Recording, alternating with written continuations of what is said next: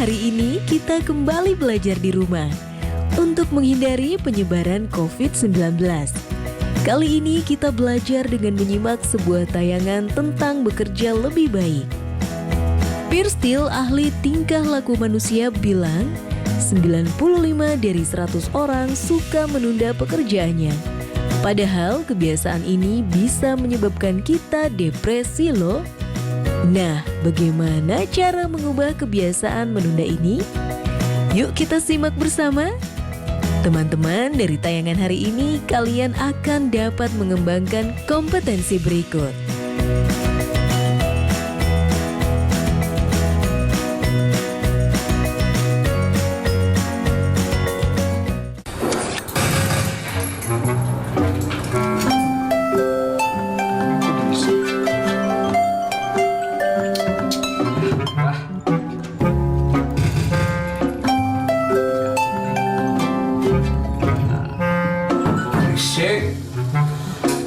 Lanjut main. Moments later.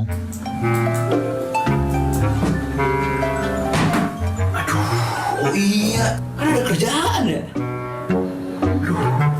Kerja deh. Kamu tipe yang suka nunda-nunda pekerjaan nggak? Kayak misalnya udah buat rencana banyak banget buat seharian, tapi tiba-tiba mager. Jadi mendadak banyak alasan gitu buat nggak ngerjain rencana kamu. Terus ujungnya kamu nyesel, ngerasa waktu jadi kurang. Terus nanya ke diri sendiri deh, kenapa sih nggak dikerjain dari tadi aja? Kalau kamu ngerasa kayak gini, selamat! Karena kamu udah jadi seorang procrastinator atau orang yang suka menunda pekerjaan. Yeay! Kebanyakan dari kita pasti suka nunda-nunda pekerjaan. Piers Steel, seorang ahli tingkah laku manusia, menyebutkan kalau 95 dari 100 orang itu suka nunda pekerjaannya. Ya, walaupun secara statistik jadi kelihatan normal karena banyak yang melakukannya, tapi procrastinating atau menunda-nunda pekerjaan pada tahapan yang sudah parah itu bisa jadi gangguan psikologis loh. Dan ini bisa mengakibatkan depresi, kesal sama diri sendiri, kepercayaan diri jadi rendah, bahkan sampai bisa kehilangan pekerjaan. Aduh, jangan sampai deh. Nah, terus kebiasaan procrastinating ini bisa diubah nggak sih? Yuk, kita bahas di video kali ini tentang bagaimana cara membuat rencana yang efektif supaya kita nggak jadi procrastinator lagi. Setiap orang itu punya waktu yang sama, 24 jam setiap harinya. Dan pas lagi sibuk-sibuknya, pasti kamu pernah ngerasa kayak, kok 24 jam sehari itu kurang ya? Sebenarnya masalahnya itu bukanlah di kurangnya waktu kita, tapi di bagaimana kita bisa memanfaatkan waktu itu secara bijak. Kalian pernah dengar istilah jar of time? Ada sebuah analogi yang mengibaratkan kalau waktu 1 kali 24 jam itu sama kayak sebuah toples yang kosong. Terus di sini ada bola, ada kelereng, dan pasir yang masing-masingnya mewakili kegiatan yang super penting, kegiatan yang biasa aja, dan yang nggak penting sama sekali. Kalau kamu harus ngisi toples ini sama bola, kelereng, dan pasir, dan semuanya harus bisa masuk ke dalam toples ini, mana nih yang kira-kira bakalan kamu masukin duluan? Yang A, masukin pasir dulu, kelereng, baru bola? Atau yang B, masukin bola dulu, kelereng, baru pasir? Nah, kita cobain dulu yuk opsi yang pertama. Kita tuang dulu nih pasir ke dalam toples ini.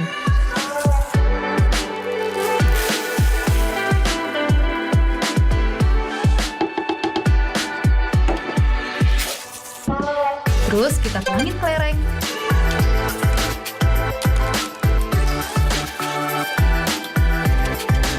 Habis itu masukin bolanya.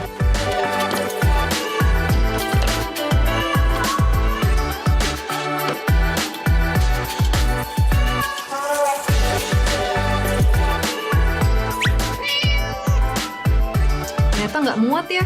Belum semua bolanya udah nggak bisa masuk. Sekarang kita coba ulang ya, tapi pakai opsi yang kedua. Pertama-tama masukin bola dulu ya.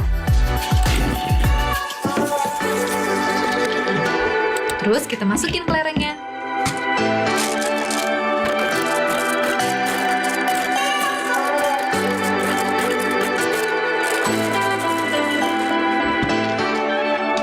Terus masukin pasir. pasirnya.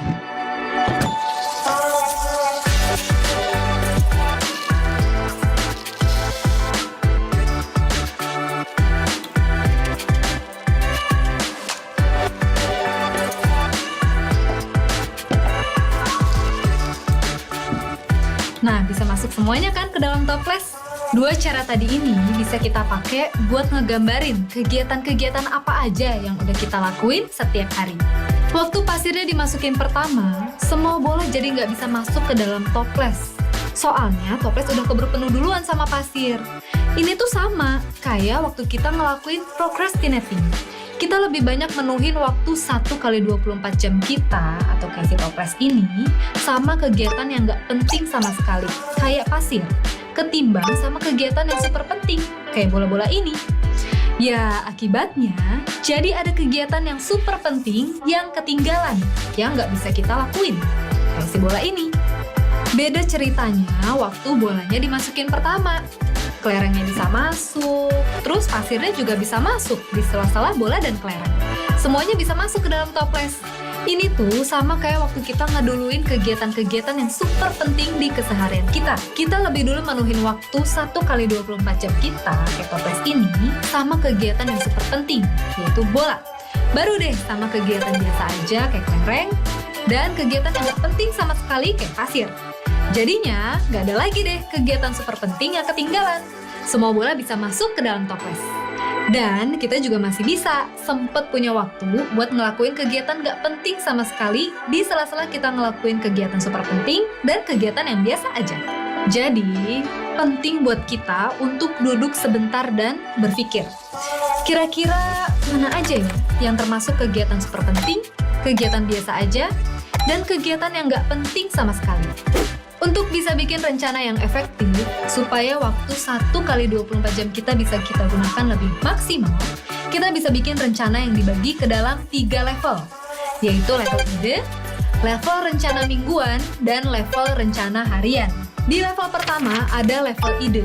Isinya adalah ide-ide yang mau kita eksekusi, yang entah gimana caranya, bisa muncul kapan aja, dan di mana aja. Bisa berupa tugas sekolah, kantor, atau rumah. Bisa juga berupa acara, kayak kamu mau pergi liburan atau pergi ke suatu tempat. Pokoknya ide bebas deh, bisa apa aja. Nah, karena saking randomnya, kita perlu nyatet ide-ide ini. Bisa di notes HP atau di buku catatan. Terus, dari level ide, kita bisa turunin ke level berikutnya, yaitu level rencana mingguan. Di level ini, kita perlu ngeluangin waktu khusus minimal 1 jam per minggu untuk bisa bikin rencana mingguan. Kayak di minggu pagi gitu misalnya. Kan biasanya kita nggak ngapa-ngapain tuh. Nah, semua ide yang udah kita catat di level sebelumnya, yang baru sekedar ide-ide random, bisa kita coba pikirin satu-satu. Kita pilih-pilih. Kira-kira dari ide-ide yang ada, bisa nggak kita ubah jadi action di minggu ini atau minggu depan? Terus, habis itu kamu bisa catat di notes HP atau di buku catatan. Misalnya, untuk minggu tanggal 9 sampai 15 Februari, kita bisa list bakal ada acara apa aja di minggu itu. Contohnya, tanggal 10 selesaiin tugas matematika, tanggal 12 janji ketemu si A. Nah, acara-acara yang udah kita list ini adalah kegiatan super penting kita. Si bola di dalam toples. Kita mesti fokus sama kegiatan-kegiatan ini, karena kita udah ngejadwalin ini dari jauh-jauh hari. Lanjut ke level berikutnya. Di level rencana harian, kita lebih ngedetailin kegiatan-kegiatan apa aja yang mau kita lakuin di hari itu. Ini adalah kunci dari semua rencana dan penentu apakah kita bisa mengeksekusinya dengan baik atau enggak. Kita bisa bikin rencana harian ini pagi-pagi habis bangun tidur, ataupun malam-malam sebelum tidur di hari sebelumnya. Gak usah lama-lama, mungkin bisa kurang dari 1 jam. Dan tetap perlu dicatat di notes HP atau di buku catatan. Kita buat rencananya mengacu sama rencana mingguan dan catatan ide yang udah kita bikin sebelumnya. Usahain nyusunnya secara berurutan. Dan ini nih yang paling penting, dikasih deadline waktunya. Jadi, kita kasih waktu buat tiap kegiatan yang menurut kita bisa diselesain. Misalnya, tanggal 10 Februari 2020, ada jogging jam 6 sampai jam 7 pagi. Habis itu ketemu si B jam 10 sampai jam 12 siang. Habis itu ngerjain tugas matematika jam 3 sore sampai jam 5 sore, dan seterusnya. Nah, ngerjain tugas matematika itu adalah kegiatan super pentingnya atau si bolanya. Kalau ketemu si B dan jogging adalah kegiatan biasa aja, kayak kelereng. Nah, di sela-selanya kita bisa ngelakuin banyak kegiatan lainnya yang nggak penting. Ini si pasirnya. Adanya estimasi waktu yang udah kita tulis bisa ngasih efek, bikin diri kita lebih disiplin. Karena bakal timbul tekanan buat nyelesain kegiatannya tepat waktu. Secara nggak sadar, ini juga bisa bikin diri kamu jadi lebih fokus sama apa yang lagi kamu kerjain. Jadi, kamu bisa ngurangin tuh waktu-waktu kamu yang terbuang sama bengong atau scroll-scroll TikTok dan Instagram.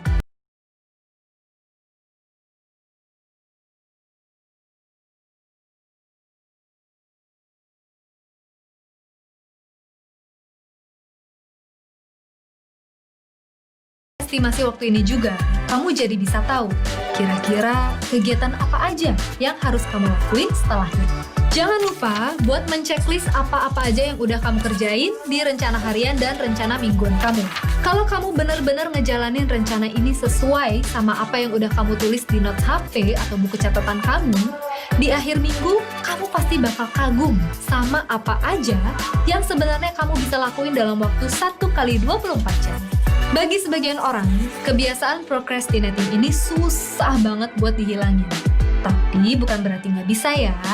Dan pas bisikan-bisikan itu muncul, ngajakin nunda, usahain untuk do it now. Kerjain sekarang juga. Kalau kita nunda-nunda pekerjaan yang emang udah seharusnya kita kerjain, dan malahan main, scroll TikTok, atau Instagram, pasti hati kita nggak akan tenang juga nantinya. Soalnya sebenarnya kita tahu bukan itu yang harusnya kita lakukan. Nah, buat kamu yang baru mulai bikin rencana mingguan dan hariannya, semangat ya! Dengan adanya estimasi waktu di setiap rencana kita, sebenarnya ini juga ngebantu diri kita buat nilai dan mengenal kemampuan diri kita sendiri. Kalau di awal masih nggak tercapai semuanya, nggak apa-apa. Kamu bisa coba lagi di besoknya. Yang penting terus coba, dan semoga waktu yang dipakai buat procrastinating bisa lebih berkurang. Jadinya hari-hari kamu bisa lebih produktif deh. Nggak ada salahnya juga buat matiin paket data atau wifi kamu sebentar kalau kamu ngerasa gampang banget ke distract buat mainin HP dan malah nggak ngerjain tugas kamu. Nah teman-teman sudah menyaksikan tayangan tadi ya. Sekarang saatnya kita menjawab pertanyaan ini. Menurutmu, apa dampak negatif jika seseorang suka menunda-nunda pekerjaan? Bulan Mei ini tuliskan jurnal harian tentang rencana dan kegiatanmu sehari-hari. Kamu dapat melihat contohnya dari berbagai sumber dan sesuaikan dengan kegiatanmu.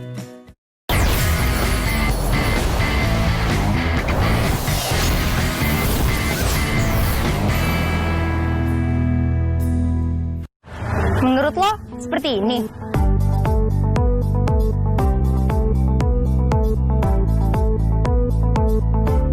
Ini cuma bikin dendam, Jito. Jadi hentikan Mi dari sekarang. Sudah ku bilang, tak boleh lagi ada pelonco-peloncoan. Baca, baca. Ayo kenali sekolah dengan cara yang lebih asik.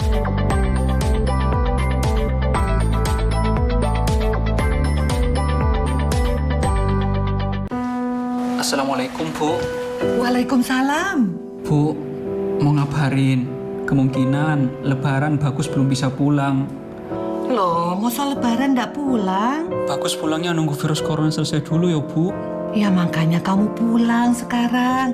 Di kampung aman kok, Gus. Kalau Bagus pulang sekarang, bisa saja Bagus kena virus dalam perjalanan. Ya tapi kan kamu masih muda. Pasti kamu kuat. Mungkin Bagus kuat, Bu. Tapi kalau Bagus tularin ibu sama tetangga-tetangga gimana? Bagus yo nggak mau lihat ibu sakit. Mohon restu ya, Bu. Ya Allah, semoga virus ini cepat selesai. Izinkan anak saya biar bisa cepat pulang. Iya, Bu. Amin. Hari ini saya belajar berkorban untuk orang tua yang saya sayangi.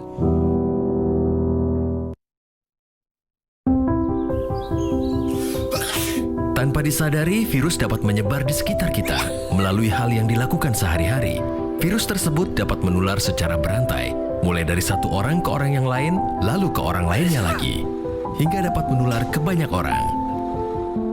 Kita dapat mencegah penyebaran virus. Tutup hidung dan mulut ketika batuk atau bersin. Buang tisu bekas pakai ke tempat sampah tertutup. Cuci tangan pakai sabun sesering mungkin. Semakin banyak yang mencegah, semakin banyak yang terlindungi. Dipersembahkan oleh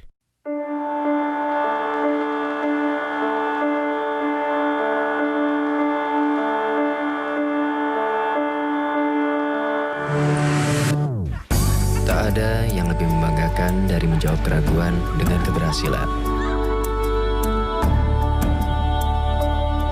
Nah iya, aku kan mau jadi pengusaha ikan.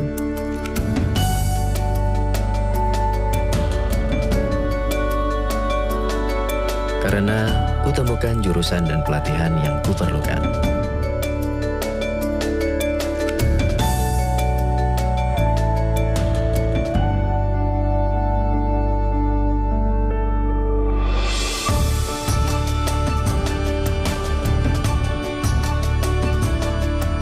SMK, langkah awal sebuah keberhasilan.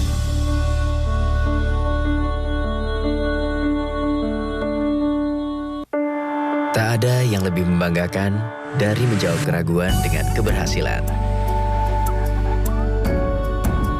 Aku kan mau jadi pengusaha ikan. Karena kutemukan jurusan dan pelatihan yang kuperlukan.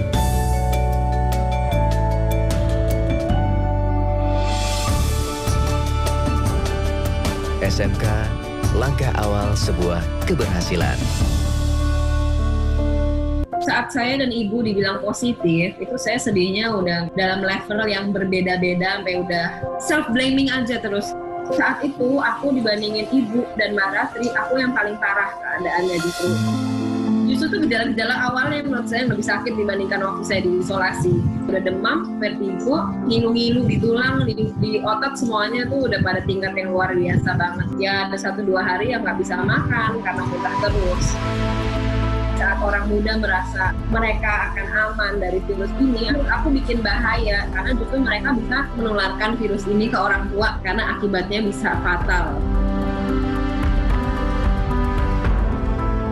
Virus ini bukan hanya tentang kita, bukan tentang individu, bukan tentang perseorangan. Karena itu kita harus sangat waspada, salah satu caranya dengan tinggal di rumah.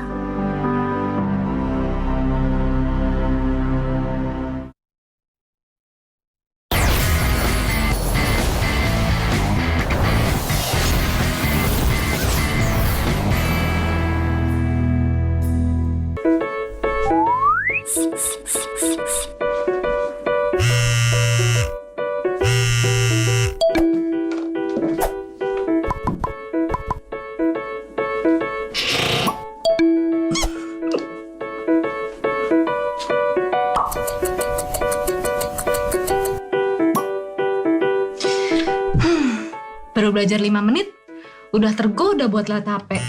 Dan akhirnya malah lebih lama main HP-nya daripada belajarnya. Ini tanda kalau kita kurang fokus pas belajar. Jadi ada gangguan dikit, langsung deh konsentrasi kita teralihkan ke tempat lain. Tapi sebenarnya emang bisa konsentrasi pada satu pekerjaan, termasuk pas lagi belajar, itu emang susah banget. Bahkan, menurut Cal Newport, dalam bukunya yang berjudul Deep Work, bisa fokus pada satu pekerjaan dalam waktu yang lama adalah sebuah kemampuan yang berharga dan langka.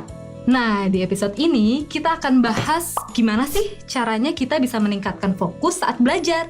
Jadi, sebanyak apapun gangguan dari luar, kita nggak akan gampang teralihkan konsentrasinya. Kalau kalian udah ngikutin seri ini dari awal, pasti udah kenal sama Cal Newport.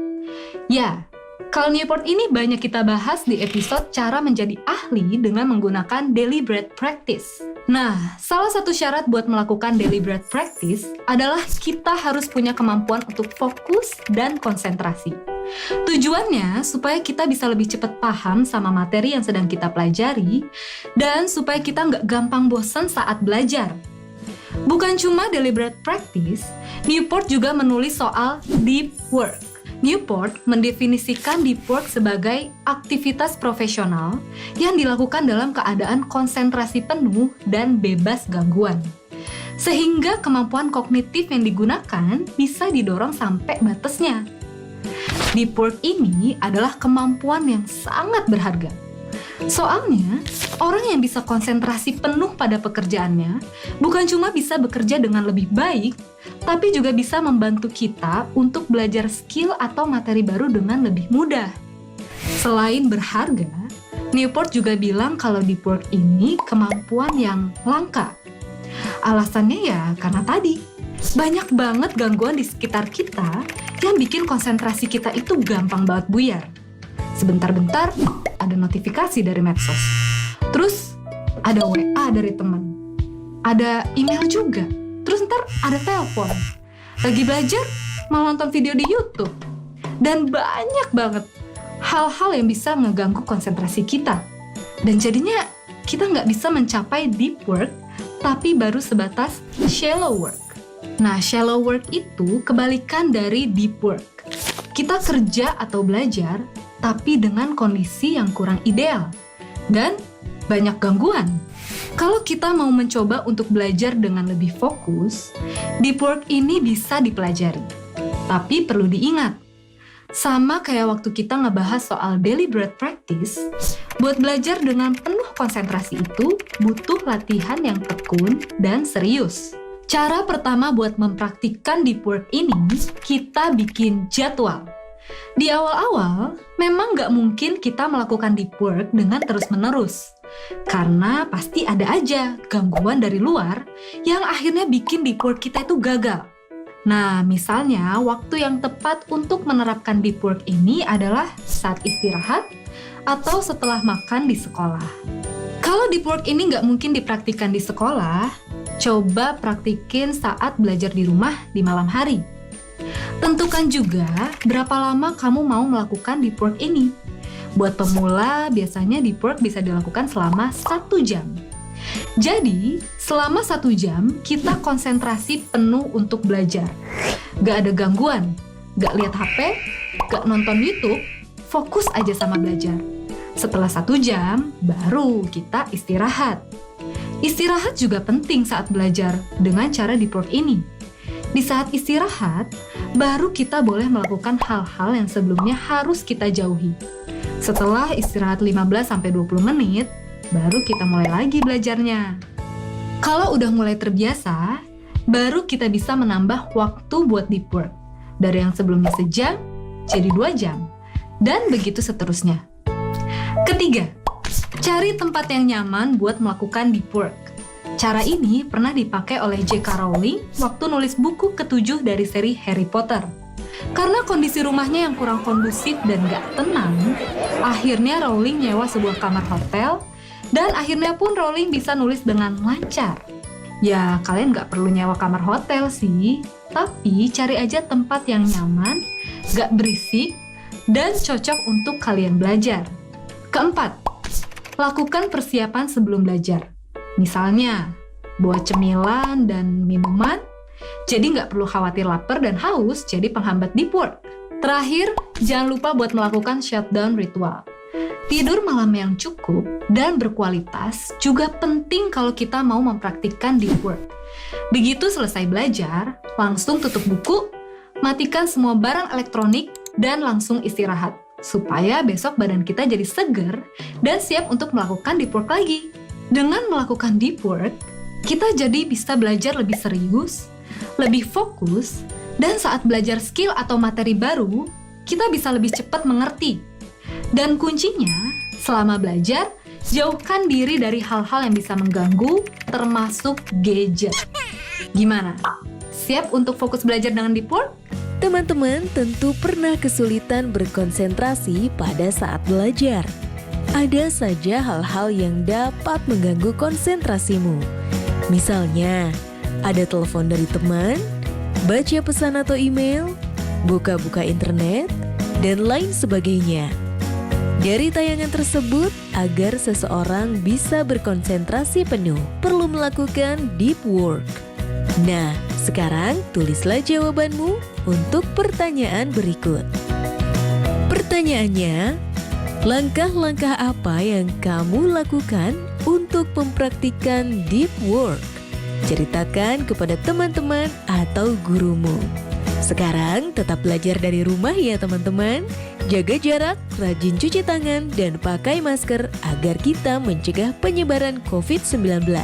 Sampai jumpa.